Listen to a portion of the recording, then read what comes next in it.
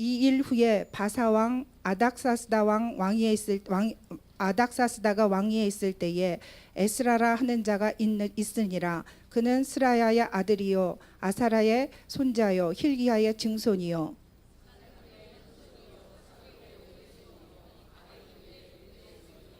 아마라의 7대 손이요 아사라의 8대 손이요 무라요의 9대 손이요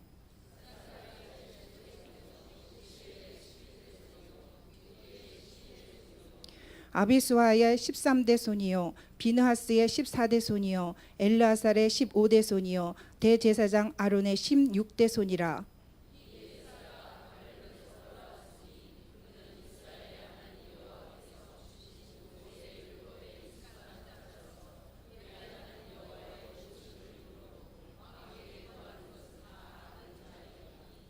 아닥사스다 왕 제7년에 이스라엘 자손과 제사장들과 레위 사람들과 노래하는 자들과 문지기들과 느디딤 사람들 중에 몇 사람이 예루살렘으로 올라올 때에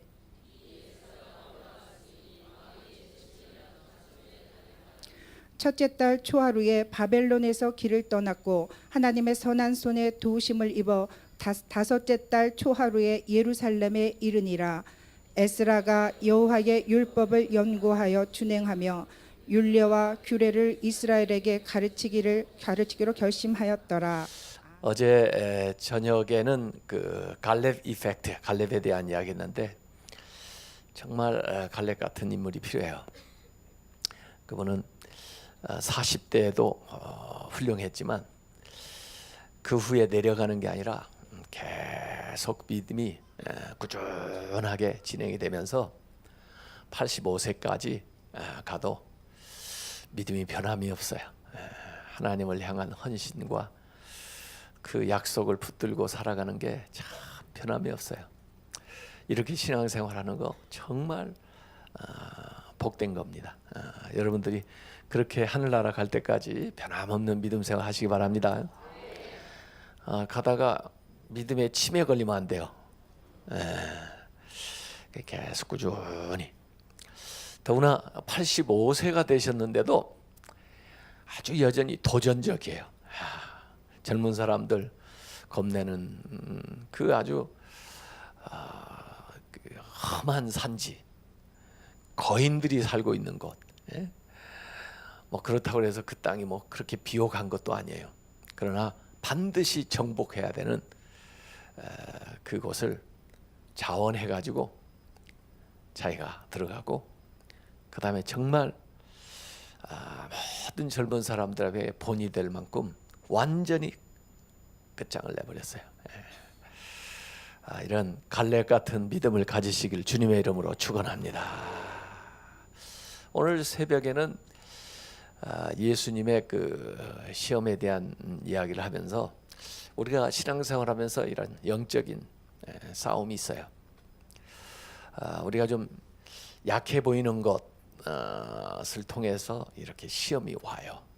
어떤 사람은 물질에 약한 사람도 있고, 어떤 사람은 세상 사람들이 얘기하는 그 평판에 너무 휘둘리는 사람이 있고, 어떤 사람은 세상에 지위나 명예나 권력이나 향락이나 뭐 이런 거에 그 사로잡혀서 살아가는 사람들이 있어요.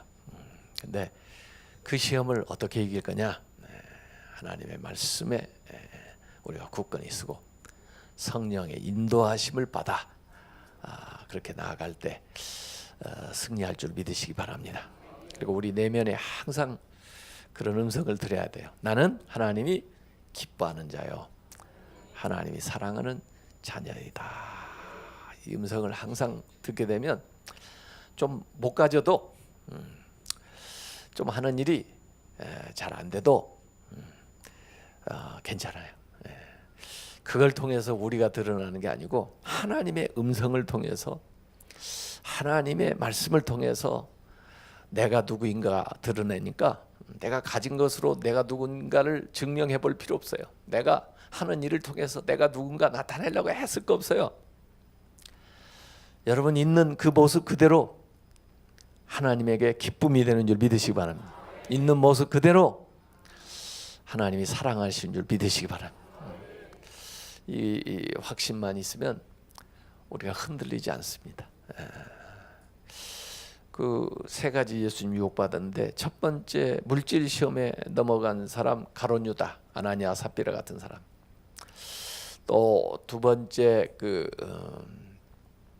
종교적인 시험에 넘어간 사람들이 그 당시 종교 지도자들 뭐 가야바나 뭐 이런 사람들.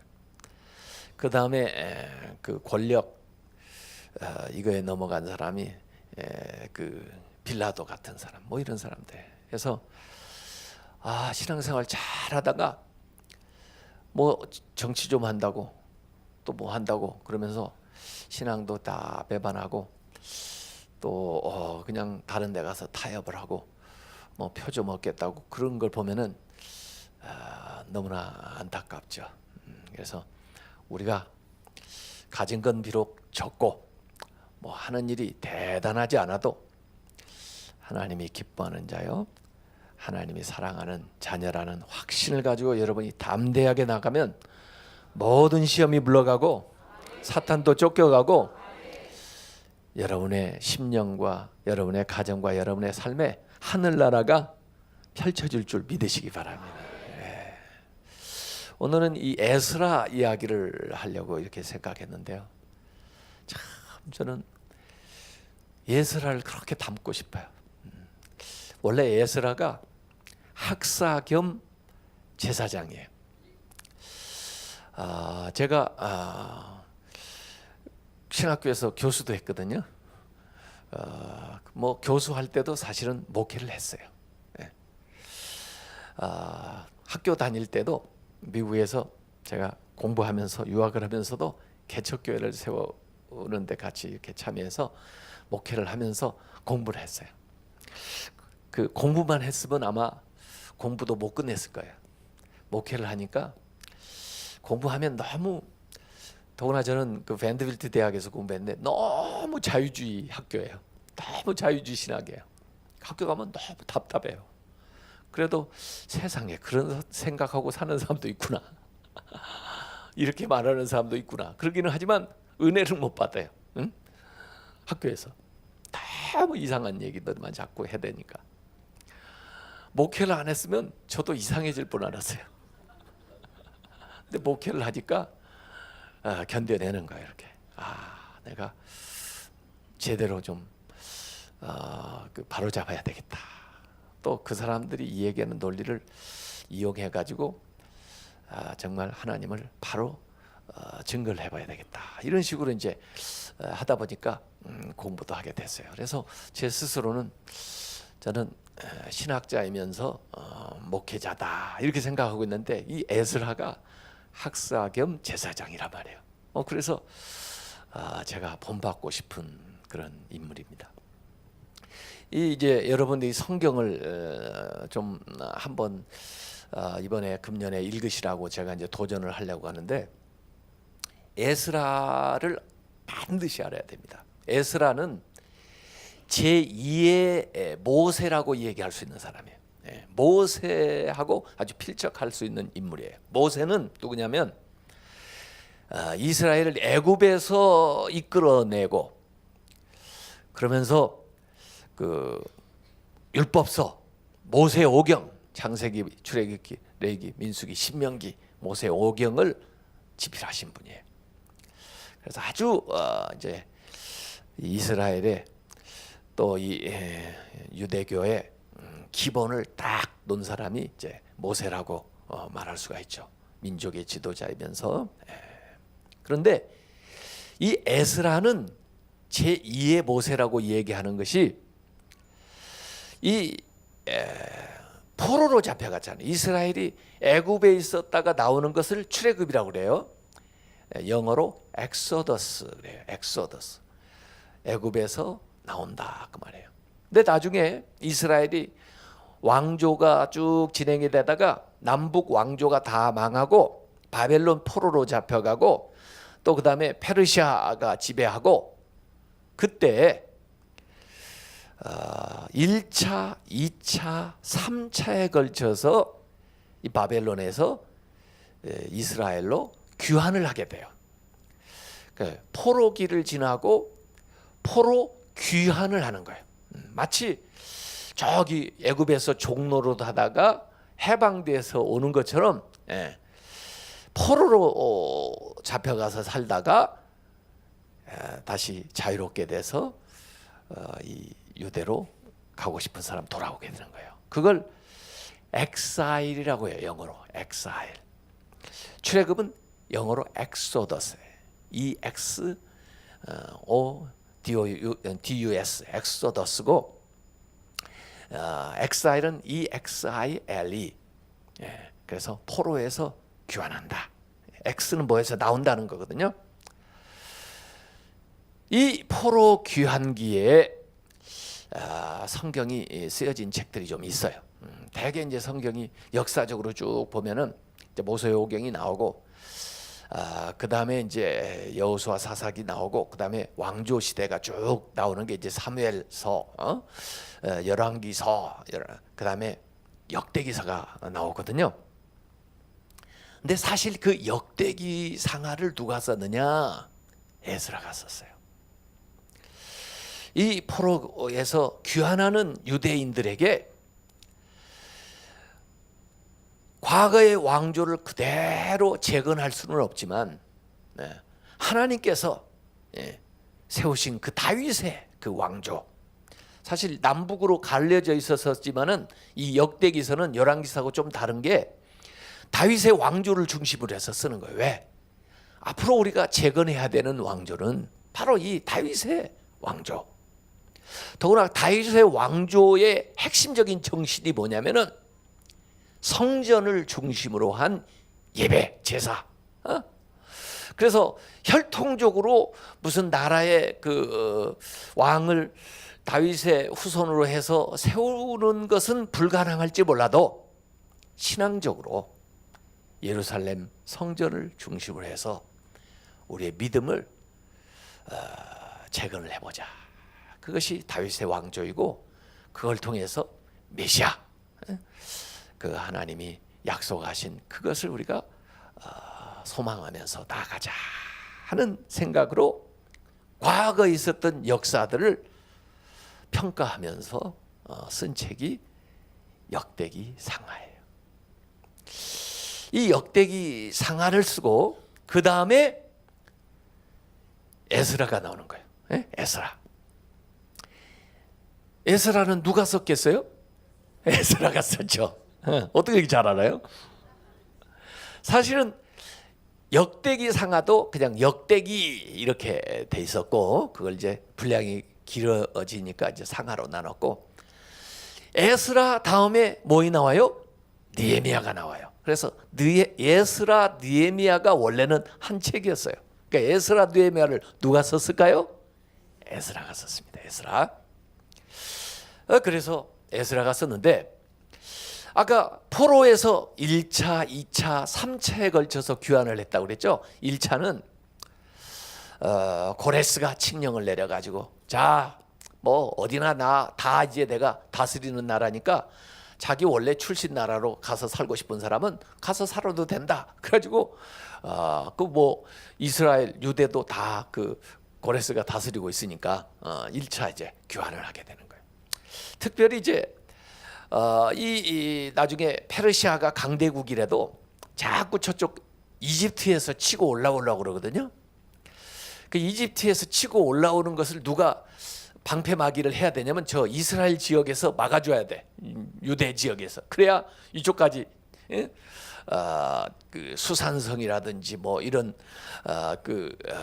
이 페르시아의 왕국 가까운 데까지 오지 않을 거 아니에요. 그래서 저 변방에서 막아줘야 돼. 그래서 그쪽에 이제 좀 뭔가 이 성벽도 재건을 하고 일들도 해야 될 사람들, 또 자기 일처럼 해야 될 사람들이 필요하거든요.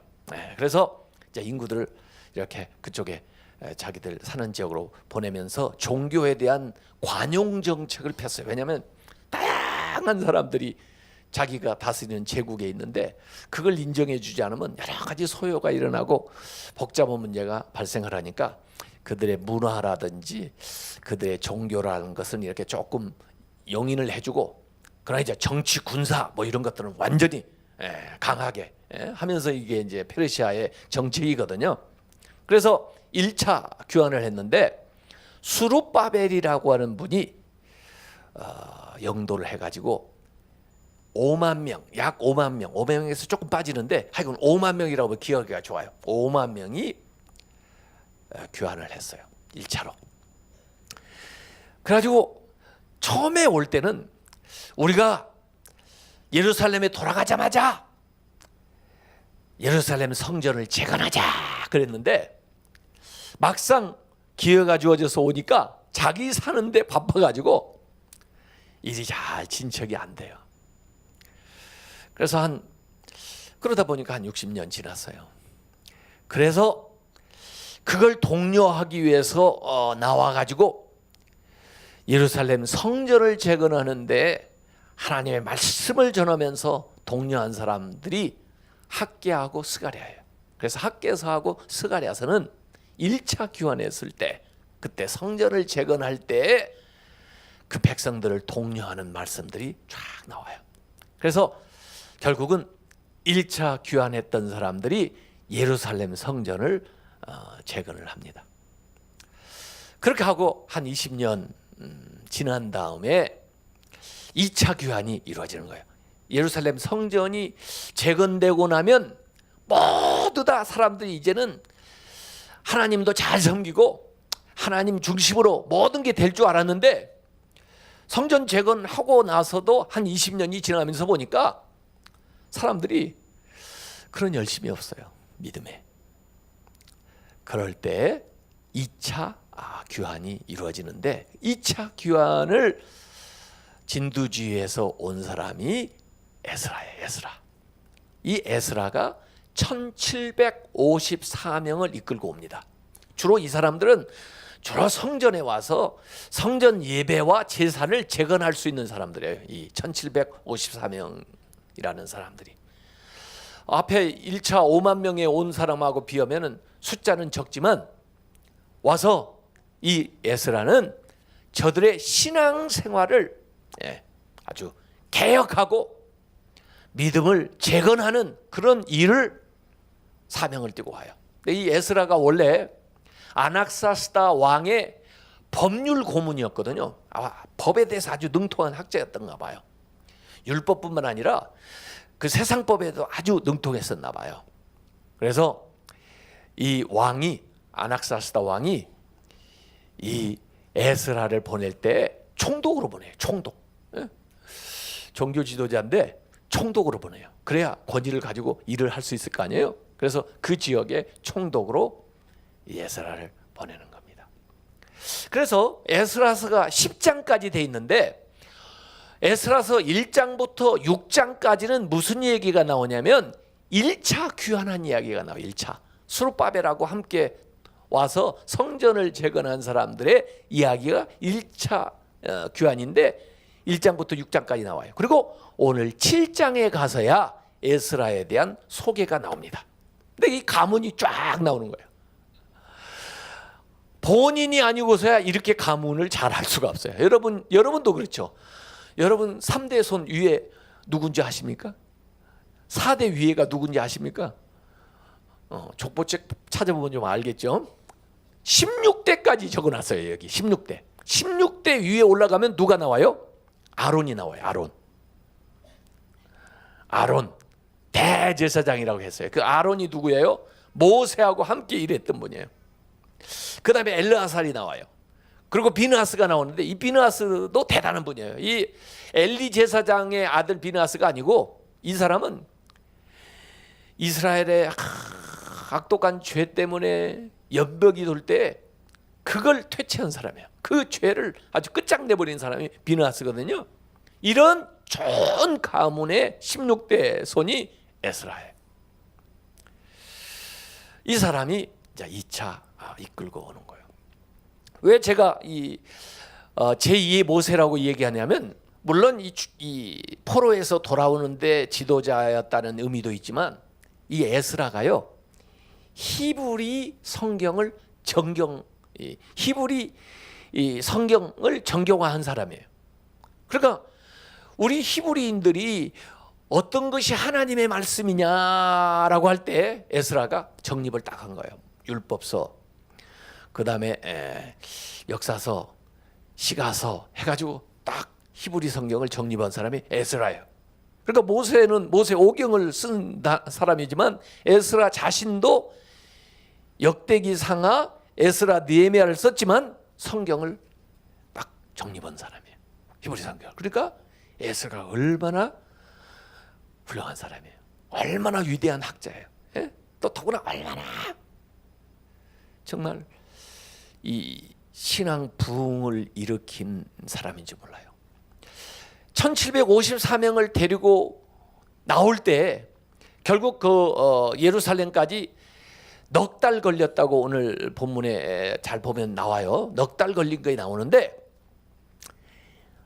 그 바벨론에서 나오자마자 아와 강가에서 금식 기도를 해요. 하나님이 도와주더라고. 원래는 왕이요 군대를 딸려 보낸다고 그랬어요. 그런데 그걸 거부합니다. 군대에 같이 호위해 주겠다고 하는데 그 거부해요. 그리고 하나님의 손길을 우리를 도와달라고 기도하는 거예요. 금식하면서 기도해요. 한 사람도 낙오되지 않고 한 사람도 가는 도중에 어린이를 당하지 않고 어린아이들까지 지금 다 데리고 가는 거죠. 노인부터. 예? 이 모든 사람들이 그 먼 길, 그 길을 다 거쳐가지고 예루살렘까지 잘 도착하게 해달라고 기도하는 거예요. 옛날에 사실 이집트에서 이스라엘 가는 것보다 더 멀어요. 여기서 가는 건요. 근데 4개월 동안 전부 그 사람들을 이끌고 한 사람도 나고 없이 예루살렘까지 딱 도착을 시키는 거예요. 이게 에스라의 리더십이에요.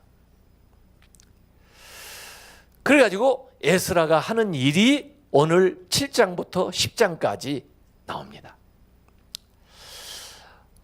이렇게 이제 에스라가 2차 이 포로 귀환을 이끌었다고 그랬죠. 3차 포로 귀환을 이끈 사람은 누군지 아세요? 에스라 다음에 뭐에 나와요? 느헤미야입니다. 느헤미야가 3차 귀환을 이끈 사람이에요.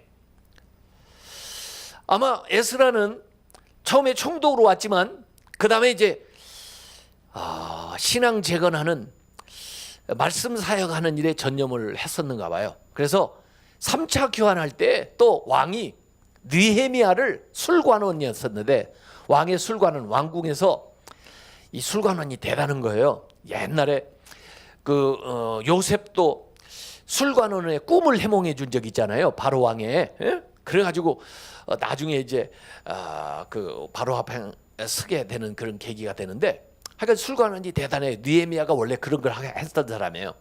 이 사람이 사실은 정치 지도자거든요. 이분이 3차 귀환을 이끌고 예루살렘에 돌아옵니다. 그래가지고 예루살렘에 돌아와서 느헤미야가 한 일은 뭐냐면 성벽을 재건하는 일을 한 거예요. 성벽. 무너졌던 성벽을 재건하는 거예요. 그리고 사람들에게 전부 나눠져 가지고 정말 방해하는 사람들 많이 있었는데 기도하면서 일하는 거예요. 일하면서 기도하는 거예요. 또 자기 집 앞에 자기가 맡은 영역을 딱딱딱 분담을 해줘 가지고 52일 만에 예루살렘 성벽을 완전히 재건하는데 리더십을 발휘한 사람이 느헤미야입니다. 그러니까 가만히 생각해 보세요. 1차 수룹바벨이 이끌고 온 사람들은 뭘 재건했다고요? 성전을 재건해요. 성전은 예배당, 예루살렘 성전, 원래 솔로몬이 세워놨던 성전을 재건했어요. 그래서 그걸 수룹바벨 성전이다 그렇게 이름을 붙이기도 해요. 왜?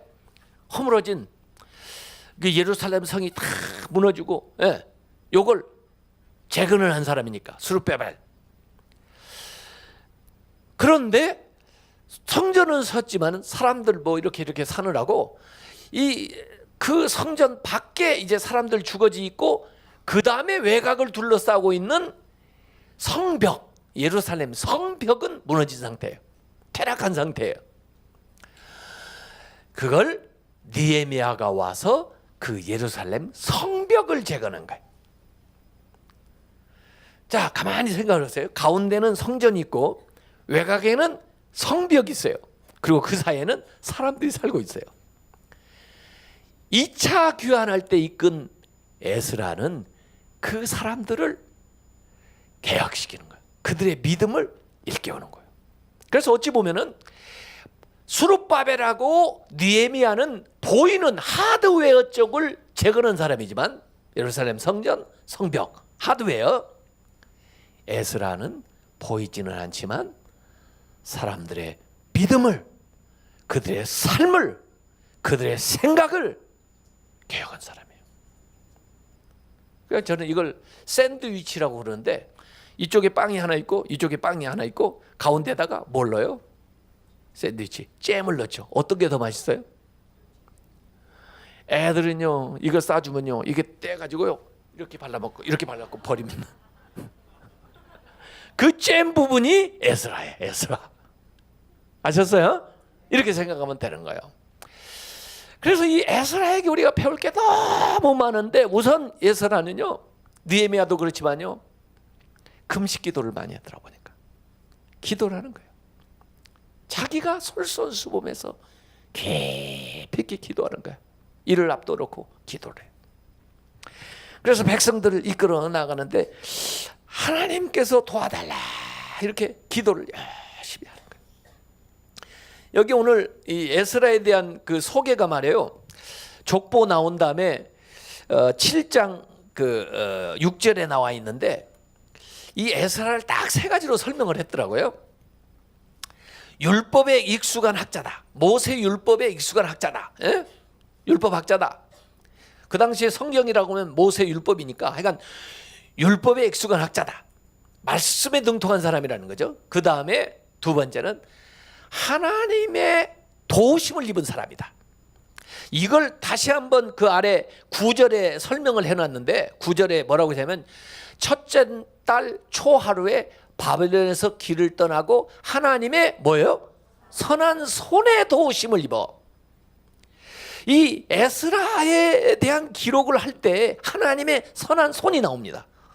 하나님이 도와주시는데 손으로 도와주시는 거예요. 하나님 손이 보여요, 안 보여요? 안 보여요. 안 보이는데 하나님의 손으로 도와줬다는 거예요. invisible hand. 하나님의 보이지 않는 손이 늘 에스라 뒤에 딱 있는 거예요, 이렇게. 그래서 하는 일마다 하나님이 도와주시는 거예요. 그러니까 형통하는 거예요. 하나님의 손이 여러분 뒤에 딱 있어서 여러분이 하는 일마다 도와주시기 바랍니다.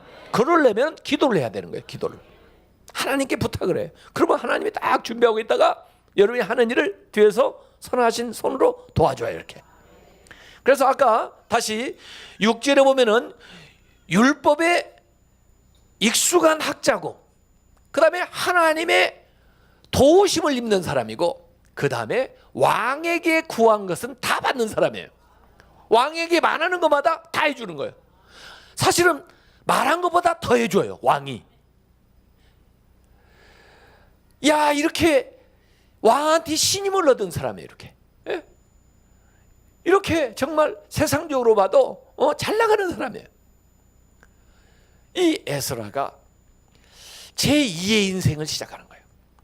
왕궁에서 이런 사람이 얼마든지 출세하고 얼마든지 잘 먹고 잘 살 수는 있지만 거기에서 그냥 자기 인생을 다 보내는 걸 원치를 않고 그분이 연세가 드셨는데도 불구하고 사람들을 이끌고 믿음의 재건을 위해서 신앙생활을 이끌어 나가기 위해서 성전만 지면 뭐예요? 예? 예배당만 지어놓으면 뭐냐고요? 예? 거기 안에 믿음이 재건되고 말씀의 역사가 일어나고 예? 하나님께 헌신한 역사가 일어나야 될 거 아니에요? 예? 그걸 촉구하기 위해서 나오는 거예요. 사실 말라기도 그 시대에 이렇게 쓰여진 책이에요. 말라기도. 예? 말라기도 이 포로에서 귀환해가지고 저들의 믿음 생활이 아주 피폐하고 잘 안 될 때 그걸 촉구하기 위해서 쓴 책이 이 말라기거든요. 에스라는 그런 사역을 감당해 나가는 것이 여기에 나와 있어요.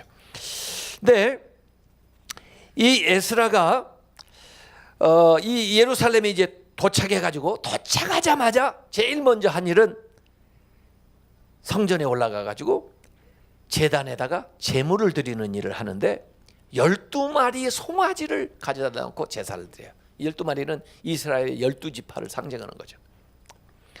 그동안 이 지파가 어떻게 됐는지 또 뭐 그들이 다 왔는지 어쩐지는 모르지만은 자기 그 나라 민족 또 하나님께서 약속하신 이 모든 것을 다시 재건하겠다고 하는 또 영적인 이스라엘이 다시 일어나야 된다는 그런 의미로 12마리의 수송아지를 가져다 놓고 제사를 먼저 드리는 거예요. 그리고는 에스라가 결심하는 것이 여기 7장 10절에 나옵니다. 저는 사실 이 말씀을 하고 싶었는데 이 말씀을 이 얘기하기까지 여러 가지 설명이 필요하기 때문에 지금까지 설명을 한 거예요. 근데 이 7장 10절을 여러분이 잘 기억을 하고 있어야 돼요. 자, 한번 같이 읽어봅시다. 에스라 7장 10절 시작. 에스라가 여호와의 율법을 연구하여 준행하며 율례와 규례를 이스라엘에 가르치기로 결심하였었더라. 결심을 했습니다. 결심. 우리가 결심을 해야 됩니다. 결심 없이 되는 게 없어요. 이 원래 히브리어로 결심이라는 게 쿤인데 쿤. 영어로 말하면 conform 하는 거예요. 다니엘도 말이에요. 포로로 잡혀갔을 때 결심을 했어요. 쿤했습니다. 뭘 쿤했냐면 왕의 진미로 자신을 더럽히지 않겠다. 쿤한 거예요. 왜? 우상의 제물이기 때문에. 또 쿤을 했는데 다니엘이 하루에 3차례씩 무슨 일이 있어도 기도하겠다. 그렇게 결심을 한 거예요. 이 결심을 하니까 물론 어려움도 있었지만은 위대한 인물이 되는 거예요. 하나님의 능력과 역사가 나타나는 거예요. 이 쿤한다는 게 중요한 거예요. 그래서 에스라도 쿤하는 거예요. 이번 집회를 참석하고 나서 여러분들이 뭐 집회 때 은혜 뭐 많은 말을 듣는 게 중요한 게 아니에요. 달라져야 되거든요. 하나라도 달라지려면 결심을 해야 되는 거예요. 오늘 내려가기 전에 결심을 해야 돼요. 뭐 담배를 피우는 사람 같으면 담배를 끊겠다고 결심을 하든지, 술을 마시는 사람 같으면 나는 이제 술을 끊겠다 이렇게 결심을 한다든지, 어떤 나쁜 습관이 있으면 그걸 결심을 해야, 그리고 결심을 하고 하나님 앞에 기도를 해야 하나님의 능력으로 그걸 할 수 있게 되는 거지, 정리하게 되는 거지. 결심하지 않는데 어떻게 도와줍니까? 아유, 지난번도 결심했는데 안 됐어요. 그때도 다시 하라고 해요. 다시 그러니까 네? 더 굳게 다짐하라고요. 네? 제가 이전에도 간증을 했지만 저는 예수 안 믿는 집에서 신학교 간다니까 쫓겨났는데 하나님이 하도 가라 하셔가지고 오라 해가지고 제 딴에는 정말 큰 결심하고, 야, 하나님이 사람이 워낙 없으니 나 같은 걸 오라고 하나 보다. 하나님도 참 딱하시다. 좀 도와드려야 되겠다 하고 제가 서울신학대학을 갔는데, 가서 3월 2일 78년도 7월 2일 입학식을 딱 참석하고 오니까 전국적으로 똑똑한 애들이 다 온 것 같아. 나만 제일 형편없는 것 같아.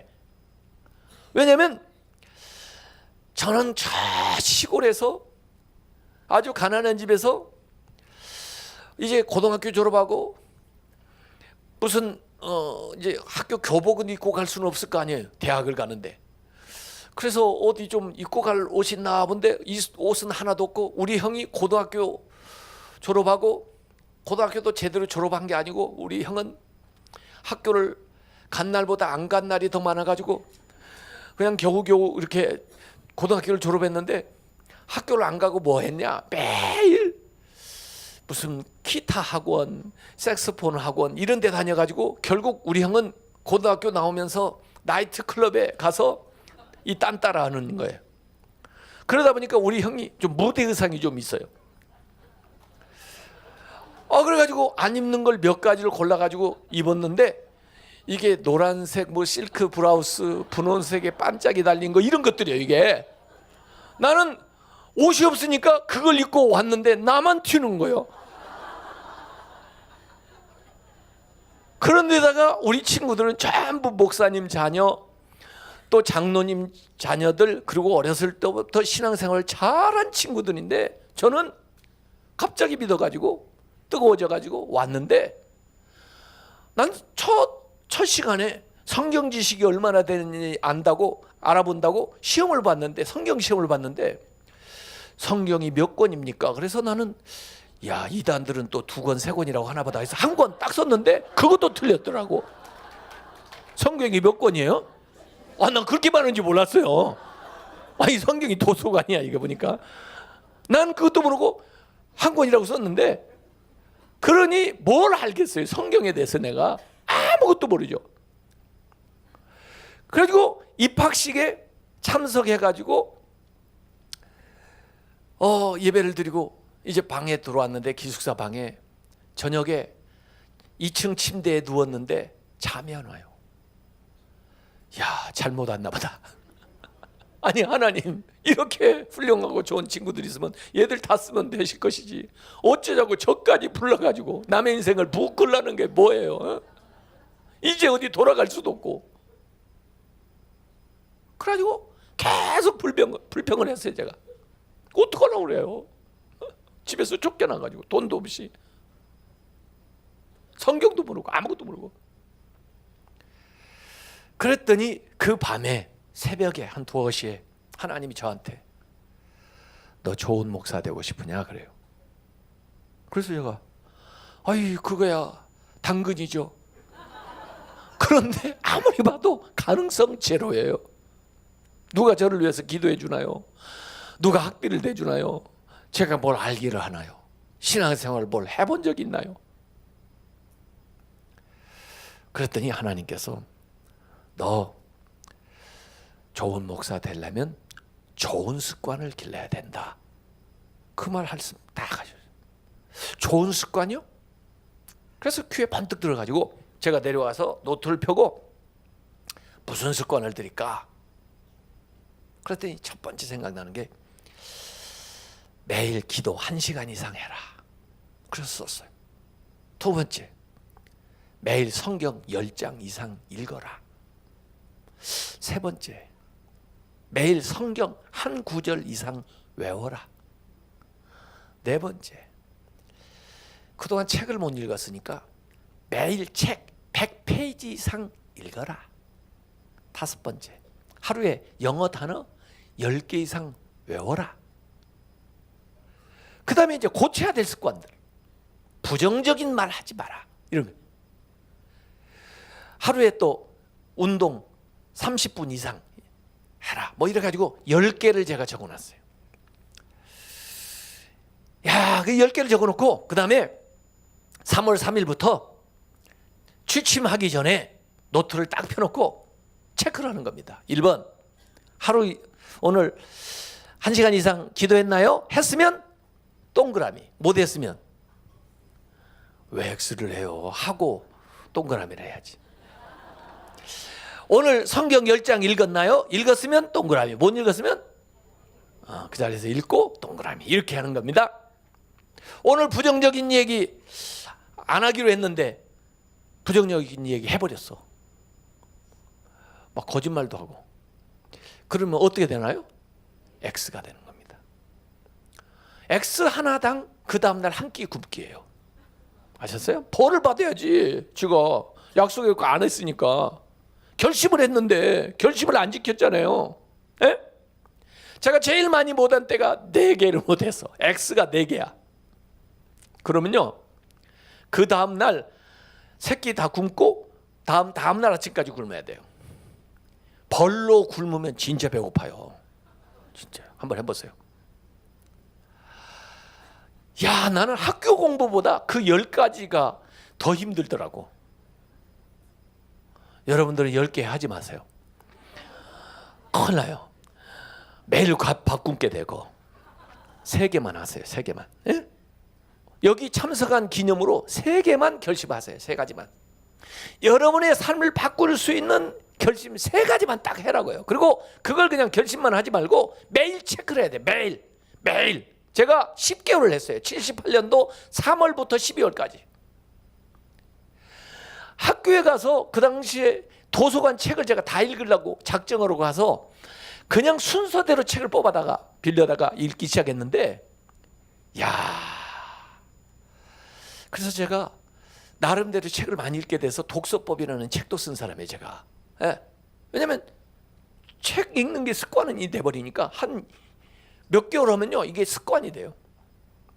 저희 집사람은 저거 문자 중독 걸렸다고 그러는데, 저는 어떻게 이렇게 차를 타고 가도 간판을 읽고 가지 그냥 지나가질 않아요.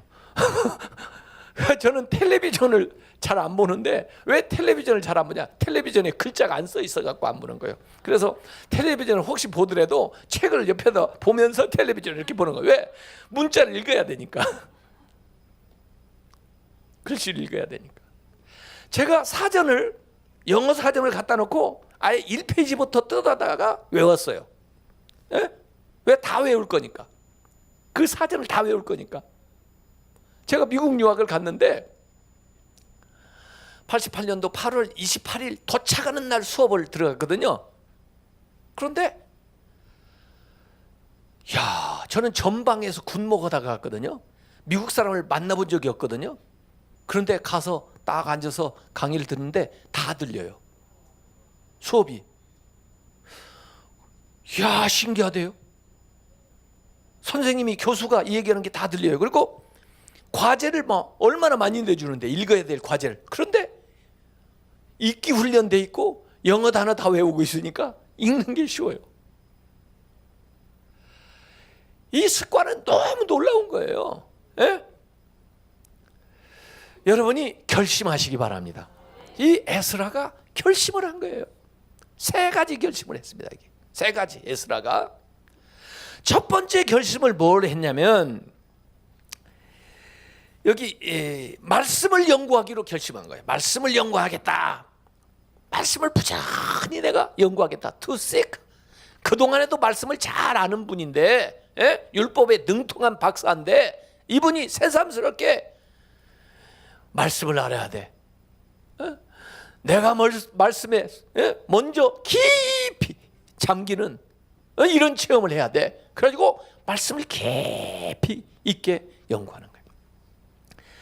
나중에요, 느헤미야가 와가지고 3차 교환했다고 그랬죠. 성벽을 다 재건을 해놓고 52일 만에 느헤미야가 성회를 열었어요. 성회. 느헤미야도 믿음의 사람이라 아무리 정치적인 지도자들이라 할지라도 이 말씀의 위력을 알고 있는 사람이에요. 이 느헤미야가 기도의 능력을 체험한 사람이에요. 느헤미야가. 그러니까 사람들을 전부 성문 앞 광장에 모이라고 그랬어요. 그리고는 누구를 초빙했어요? 강사로 에스라를 초빙한 거예요. 그래서 느헤미야서 8장에 에스라가 딱 나타나가지고 그들에게 말씀을 전하는데, 지금 말씀을 연구하기로 결심한 때하고 그 나타날 때 13년의 시간이 흐른 거예요. 13년. 근데 거기 가서 말씀을 전해요. 그러니까 깊이 있게 준비를 하면서 말씀을 연구한 거예요, 에스라가.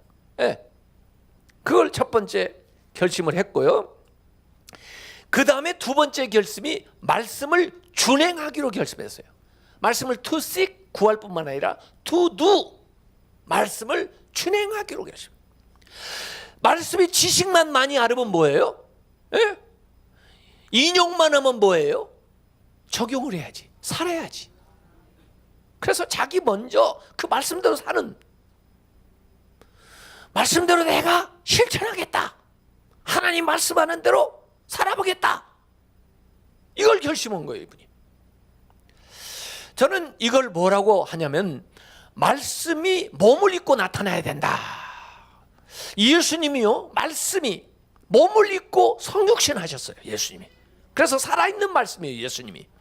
예수님은 설교한 것만 말씀이 아니라 예수님이 산 모든 것이 하나님의 말씀이에요. 병자를 고친 것도, 이적을 행한 것도, 이 모든 게 하나님 말씀이에요, 예수님은. 왜? 살아있는 말씀이기 때문에. 말씀이 육신을 입고 나타나는 거예요. 오늘 우리에게도 이 말씀이 이 성경 안에만 머물러 있으면 안 돼요. 이건 존재가 멈춰져 있는 말씀이에요. 이 말씀이 살아있는 말씀이 되려면 우리 몸을 입고 나타나야 돼요. 우리 몸을 입고 나타나야 된다는 것은 이 말씀을 우리가 실천할 때 이 말씀이 살아서 능력이 나타나고 이 말씀의 약속이 이루어지고, 예, 그러는 거예요. 이 하나님의 말씀은 이 기억 속에만 있는 게 아니에요.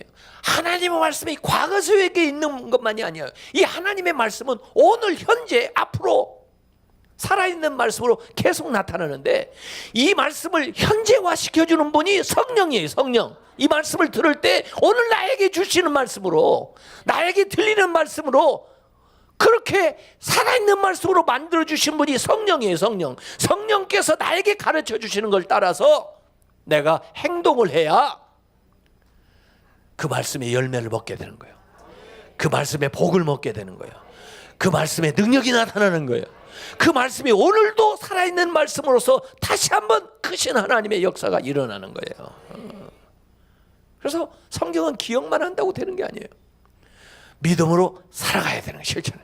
그래서 에스라가 말씀을 준행하기로 결심을 한 거예요. 말씀을, 예? 이 말씀이 지식이나 정보를 얻는 것이 아니라 실천하기 위해서 말씀을 읽는 거예요. 그래서 말씀을 읽을 때 주여 저에게 말씀하여 주옵소서. 제가 그렇게 살겠나이다. 제가 순종하겠나이다. 이렇게 하면서 오늘 주신 말씀 가운데 실천해야 될 게 뭐란가 생각해가지고 그걸 하나씩 준행을 하는 거예요. 그 다음에 세 번째 결심이 뭐였냐면 말씀을 가르치기로 결심한 거예요. To teach.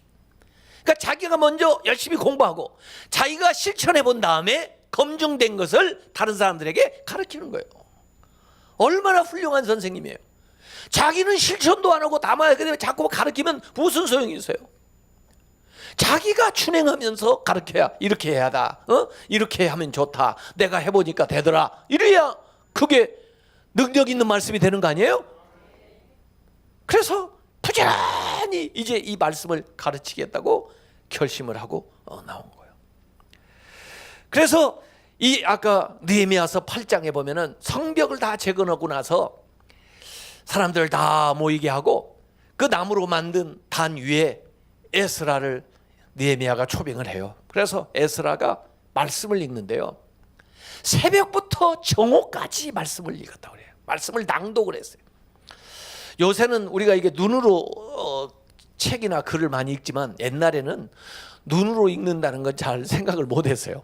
낭독을 했어요.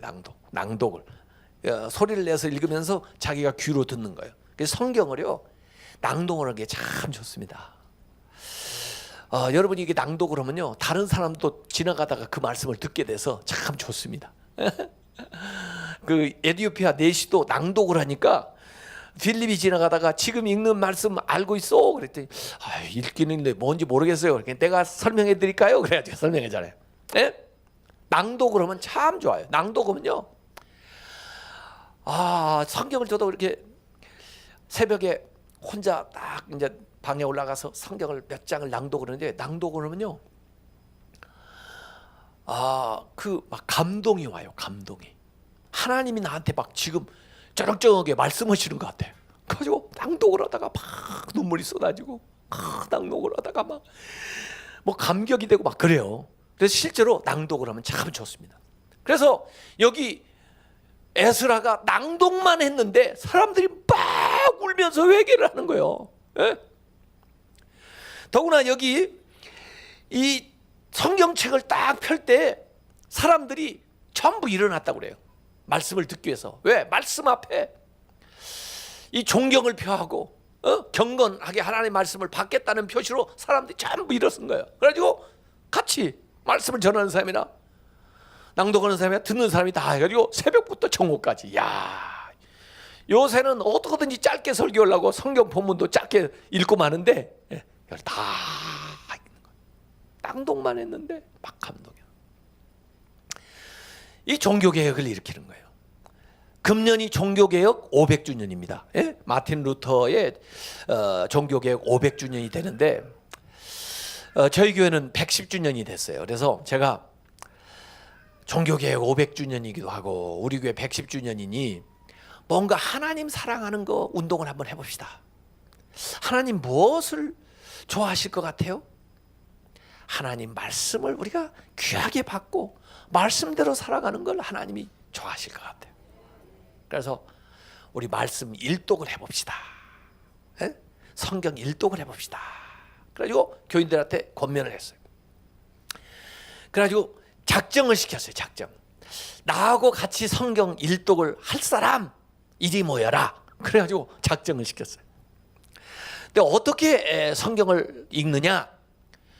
우리 교회는 오후 예배가 2시에 있어요. 사부 예배, 1, 2, 3부는 오전 예배, 같은 이제 말씀을 듣는 예배인데 조금 형식들이 다르긴 해도, 그러나 사부는 이제 오후 다른 말씀을 전하는데, 성경 나하고 같이 읽을 사람은 오후 2시에 그 오후 예배에 참여해라. 그리고 신청을 받았더니 우선 1000명을 신청을 받아요. 1000명. 네? 1000명을 신청을 받아가지고 그 1000명으로 60개 조를 나눴어요. 60개.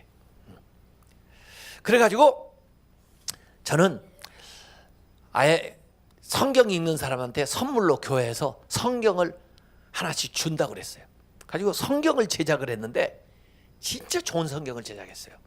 우리가 보통 이렇게 가지고 있는 성경은 가죽이 아니에요. 가죽 같은 거예요. 가죽은 아니에요. 뭐 레자라고 든가 뭐라고 그래요. 근데 진짜 가죽으로, 소가죽으로, 소가죽 성경. 표지가 소가죽. 금박. 그다음에 활자도 이렇게 읽기 쉽게 조금 큰 걸로. 그래서 아예 성경에다가 이 교회 이름도 다 찍고 110주년 기념 성경하고 앞에다가 서론 머리글도 제가 쓰고, 그 다음에 거기다 수료증도 집어넣었어요. 성경 일독하는 날 거기에다 날짜를 써고 도장을 찍어주겠다. 그래가지고 이 성경으로 읽고 싶잖아요. 그렇죠? 그러니까 이 성경을 가져가라. 가져가되 예치금을 놓고 가져가라. 왜냐하면 아직 다 안 읽었으니까 선물이 안 되는 거죠. 만약에 가져가고 안 읽으면 성경 떼어먹으면 안 되잖아. 하나님 말씀인데. 그러니까 예치금을 많이 받지는 않고, 왜냐하면 출판사에 잘 계약을 해가지고 좀 싸게 만들었거든요. 25,000원씩 예치를 다 하겠어요. 그리고 그 1000명이 25,000원씩 다 바뀌고 성경을 다 가져갔어요. 25주에 읽는다. 25주. 1년에 읽으려면 하루에 석 장 내지 넉 장을 읽으면 되고 1198장이니까 25주에 읽으려면 4, 50장을 읽어야 돼요. 일주일에 4, 50장을. 그래서 오후 2시에 모이면 제가 강의를 하는 겁니다. 이번 주에는 창세기 50장까지 다 읽어야 됩니다. 근데 창세기는 이런 구조로 되어 있고 이런 이야기들이 나오고 이런 것들을 중심으로 보면서 읽어야 됩니다. 이렇게 얘기를 하는 거예요. 그러면 월요일부터 이제 읽기 시작할 거 아니에요? 그 조별로 카톡방을 만들어가지고 전부 그 읽은 걸 나누는 겁니다. 안 읽을 수가 없어요. 조장이 계속 확인을 하니까요. 그리고 주일 2시 예배 들어오기 전에 1시 반에 또 조별로 모여가지고 지난주 읽은 것을 점검을 합니다. 그리고 딱 들어온 거예요. 다 창세기 읽고 들어온 거예요. 오늘은 출애굽기 강의를 합니다. 출애굽기 쫙. 25주에 1000명 다 읽었을까요? 못 읽었을까요? 다 읽었습니다. 예치금 다 찾아갔습니다. 거기다 도장 다 찍어줬습니다. 한번 해보실래요? 우리 작년 9월부터 해가지고 지난 3월에 끝냈다니까요. 지금 종교개혁 500주년이니까 목사님 우리 한번 읽자고요. 하나님 말씀 한번 이전에 많이 읽으셨죠. 그러지만은 다시 한번 새로운 마음으로 혼자씩 읽으면요 재미없어요. 같이 읽으니까 교회 분위기가 확 바뀌는데, 만나면 성경 얘기야 항상. 왜? 같이 읽었기 때문에. 같은 대목을 읽었잖아요. 지금 창세기를 똑같이 읽고 왔잖아요. 질문이 있으면 질문, 또 목사님들한테 질문도 하고 말해요. 주일 오전 설교는 나는 지난주에 읽은 창세기에서 뽑아가지고 설교를 해버려요. 그러니까 사람들이 이해를 더 잘하는 거예요. 왜? 다 읽고 왔으니까. 와, 꿈꾸는 것 같더라고요. 교인들의 교인들 가운데 1000명만 그렇게 읽고 지나가도 교회 분위기가 완전히 바뀌는데 시간만 나면 성경 읽고 있어요, 사람들이. 왜냐하면 직장 생활하느라고 바빠서 이거 6장 7장씩 하루에 읽었어야 되는데, 그래 막 토요일 주일에 막 읽기 시작하는 거예요. 예? 평일 못 읽은 건. 가지고 아예 교회에다가 방 하나는 성경 읽기 방을 만들어 놨어요. 교회 와서도 짬만 나면 거기 들어가서 성경 읽고 앉아 있는 거예요. 예? 숙제해야 되니까. 자기만 진도 떨어지면 계속 떨어지잖아요, 이거. 예? 그렇게 해가지고 읽었어요. 하나님이 아주 기뻐하시는 것 같아요. 내가 말씀을 깊이 있게 연구를 하겠다. 그리고 그 말씀을 내가 먼저 실천을 하겠다. 그러고 난 다음에 다른 사람에게 가르치겠다. 이 말씀을 가르치니까요, 이들이 막 은혜를 받는 거예요. 제가 이전에는 우리 교회 성경 외우기를 했거든요. 매주 한 구절씩 외웠습니다. 52주 동안 매주 한 구절씩 외웠는데요. 그 주에 외워야 될 말씀이 이 카드로 나가요. 그러면 이제 또 어느 때는 수첩으로 아예 52주를 다 만들어 준 적도 있어요. 매주 그 카드가 나가기도 하고 수첩이 나가기도 하는데, 어느 때는 축복의 말씀 52개. 그래서 여러분이 축복받고 싶으세요? 이 말씀을 외우세요. 이 말씀의 축복이 여러분에게 임합니다. 그래서 52개 축복의 말씀. 또 어떤 때는 요절, 우리가 꼭 외워야 될 52개 요절. 또 어느 때는 전도에 필요한 말씀, 이렇게 가지고 하여간 그렇게 해서 몇 년 동안 외웠는데요.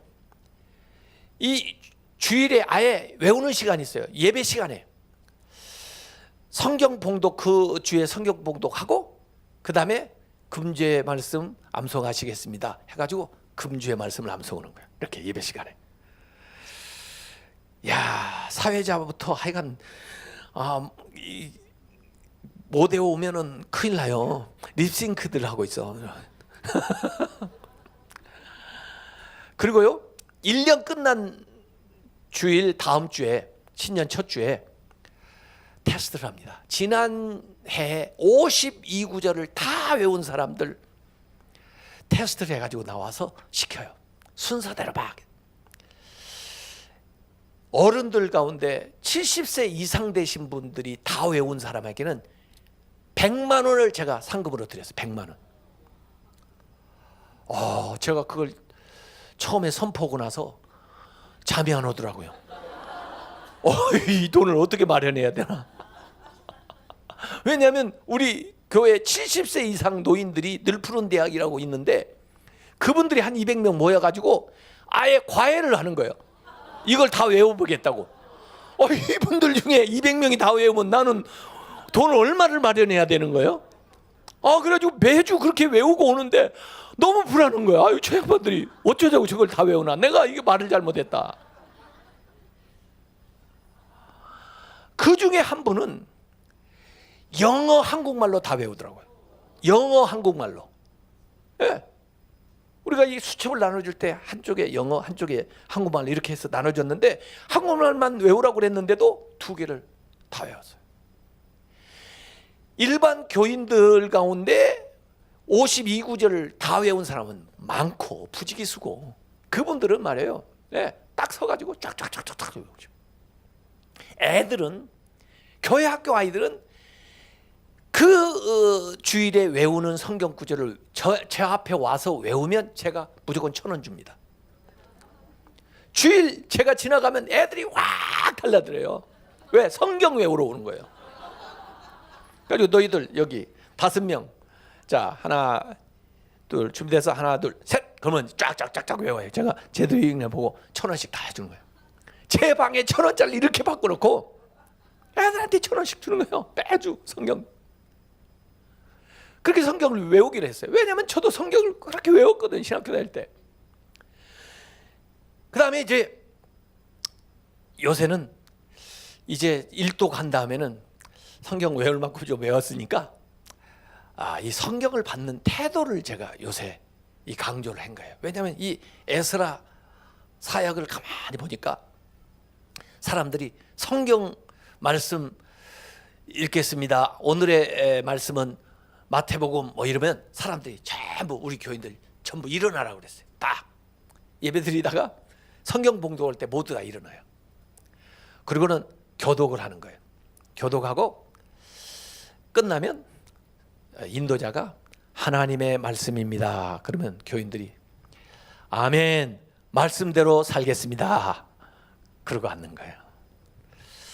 한번 해볼까요? 하나님의 말씀입니다. 네, 이렇게 하는 거예요. 그렇게 해서 매 이제 주일 매 예배 시간마다 성경 말씀을 읽으면 성경 오늘 에스라 7장 1절부터 뭐 10절까지입니다. 그러면 사람들이 쫙 일어나요. 쫙쫙쫙쫙 읽고 하나님의 말씀입니다. 아멘. 말씀대로 살겠습니다. 그걸 지금 1년 해보는 거예요 지금. 왜냐하면 우리가 이 말씀을 귀하게 여기지 않아요. 그리고 말씀을 들어도 그냥 귓등으로 듣고 살지를 않아요. 실천을 하지 않아요. 옛날 이 말씀이 귀한 시대에는 그 번역된 거 하나 구하기도 힘들고 그 다음에 그 말씀 들으면 그렇게 꿀송이 같고 그랬는데 요새 성경값이 싸져가지고 누구나 다 가질 수 있고 몇 권씩 가지고 있고 그러면서 읽지도 않고 읽어도 실천도 하지 않고 그러니 이 말씀의 능력이 나타나냐고요. 그래서 이 에스라가 이 말씀 사역을 이렇게 감당을 해 나갑니다. 그랬더니 사람들이 전부 울고 회개를 하는 거예요. 그래서 말씀을 해석해 주니까 감동을 받고 회개하기 시작해요. 그래서 회개 운동이 일어나는 거예요. 그래서 에스라의 운동이 가만히 보니까 기도, 금식하면서 기도 운동을 일으키고 말씀 운동을 자기로부터 사람들에게까지 딱 일으키고 그 다음에 회개 운동이 일어나는데 자기부터 회개해요. 자기부터. 이 에스라서 10장 1절에 보면 에스라서 10장 1절에 에스라가 하나님의 성전 앞에 엎드려 울며 기도하여 죄를 자복할 때 에스라가 죄를 자복하니까 많은 백성이 크게 통곡하며 백성들 사람들도 다 따라서 우는 거예요. 이스라엘 중에서 백성의 남녀와 어린아이의 큰 무리가 그 앞에 모인지라 그랬습니다. 가지고 이제 에스라서 10장이 이제 마무리하는 장인데 다 에스라가 이렇게 통곡하면서 하나님 말씀에 비추어서 회개를 하기 시작하니까 사람들도 그 말씀을 듣고 자기들의 죄를 전부 자복하면서 나와가지고 당신이 우리에게 무엇이든지 말씀하세요. 우리가 어떻게 해야 되겠습니까? 뭘 어떻게 고쳐야 되겠습니까? 그래가지고 에스라가 말해요. 그 당시에 막 이렇게 이 통혼을 해가지고 이방인들하고 결혼을 해가지고 그 다음에 그 뭐 우상을 섬기고 하나님이 싫어하는 일들이 많이 생기게 되니까 요새 뭐 다문화 시대에는 이런 얘기하기가 좀 조심스러워요. 그런데 그 당시에는 그 신앙적인 문제와 연관이 돼 있기 때문에 심지어 제사장들도 막 통혼을 하고 그러다 보니까 이 신앙생활이 문란해지기 때문에 그걸 척결을 시킵니다. 그래서 이방 여인 내보내라. 아이들까지 내보내라. 그리고 하나님 앞에 철저히 회개하고 하나님 앞에 돌아와야 된다. 요게 에스라서 10장에 나와요. 하여간 그걸 우리가 우리 앞에 적용을 한다면 우리가 이 세상에 살면서 이 세상이 얼마나 악해요. 이 세상 풍조가. 성도들조차도 이 세상 살다 보면 나도 모르는 사이에 세상 풍조에 이렇게 젖어가지고 죄에 물들어가지고 산다고요. 말씀으로 샤워를 하고 우리가 눈물로 기도하면서 씻어내지 않으면 우리 성도들조차도 이 세상 더러움에 사로잡혀 살 수밖에 없는 거예요. 그래서 회개해야 되는 겁니다. 눈물을 흘릴 때, 비가 내릴 때 그 사막이 옥토로 변화되는 거예요. 우리의 심령이 옥토가 되는 거예요. 그래야 하나님 말씀이 내릴 때 뿌리를 내리는 거예요. 하나님이 회개하는 걸 좋아하세요. 미스바에서 부흥운동이 일어날 때도 사무엘이 기도운동, 헌신운동, 회개운동을 일으키면서 부흥이 일어나더라고요. 부흥의 그 방법이 거의 공통적이에요. 이 에스라는 기도운동, 말씀운동, 회개운동 이걸 통해서 역사가 일어나요. 오늘 이 말씀 속에서 우리가 이 에스라를 좀 본받았으면 좋겠어요. 우선 무엇보다도 결심을 해야 되겠습니다. 내가 버려야 될 것들을, 척결해야 될 것들을 한 가지 두 가지라도 결심을 하고 잘라내야 되고, 그 다음에 내 삶을 주님 앞에 더욱 영광스럽게 복되게 만들기 위해서 필요한 한두 가지를 여러분이 결심을 해서 실천을 해야 됩니다. 이 에스라는 내가 말씀을 열심히 연구하고, 그 다음에 나부터 말씀을 실천하고, 그 다음에 그 말씀을 다른 사람들에게 부지런히 가르치겠다, 그렇게 결심했어요. 그래서 말씀의 부흥운동을 일으켰고, 그러면서 기도운동, 회개운동을 통해서 이스라엘의 새로운 영적인 부흥을 일으키는 데 일조를 했어요. 우리도 이 험한 세상, 또 이 시대를 살아가는 신자들로서 이 사명을 감당해 나가는 성도들 다 되시기를 주님의 이름으로 축원합니다.